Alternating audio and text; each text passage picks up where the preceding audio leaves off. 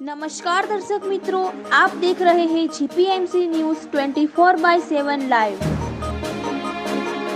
રાષ્ટ્રીય અંધજન મંડળ ઈડર દિવ્યાંગ બાળકોની ચિત્ર અને મહેંદી સ્પર્ધા યોજાઈ।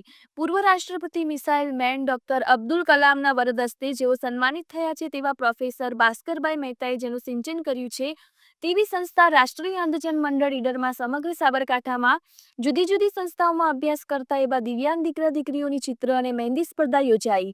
જ્યોતિ હાઈસ્કૂલ ખેડબ્રહ્માના પ્રિન્સિપાલ સુરેશભાઈ પટેલ અધ્યક્ષ તરીકે ઉપસ્થિત રહ્યા હતા।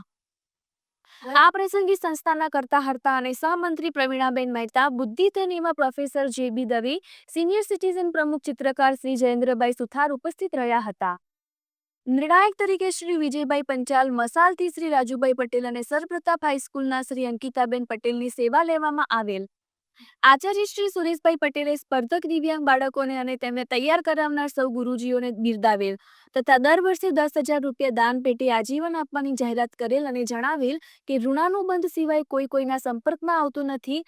જે માતા પિતા સેવા કરવા માટે સક્ષમ હોય તેમના ઘેર દિવ્યાંગનું અવતરણ થાય છે। દિવ્યાંગ બાળક એ પ્રભુનો પ્રસાદ છે તેમ માની અને તેનું દરેક પ્રકારનું જતન તેમજ શિક્ષણ સાથે સંસ્કાર આવી સેવાભાવી સંસ્થામાં આપવામાં આવે છે તેવી સાબરકાંઠા અને અરવલ્લી જેનું કાર્યક્ષેત્ર છે તેવી આ સંસ્થાના વડા શ્રી પ્રવીણાબેન મહેતા અને તેમની આખી ટીમને લાખ લાખ વંદન છે। ચિત્ર અને મહેંદી સ્પર્ધા બાદ તમામ સ્પર્ધક દિવ્યાંગ બાળકોનું બહુમાન કરવામાં આવ્યું હતું। કાર્યક્રમનું સુંદર સંચાલન અનિતાબેન પટેલ, અલ્પાબેન ચોથાણીએ કરેલ।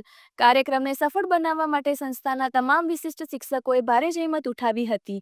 અહેવાલ સુરેશભાઈ પટેલ, પ્રિન્સિપલ સંત શ્રી નથુરામ બાપા જ્યોતિ વિદ્યાલય ખેડબ્રહ્મા, જીપીએમસી ન્યૂઝ 24/7 લાઈવ।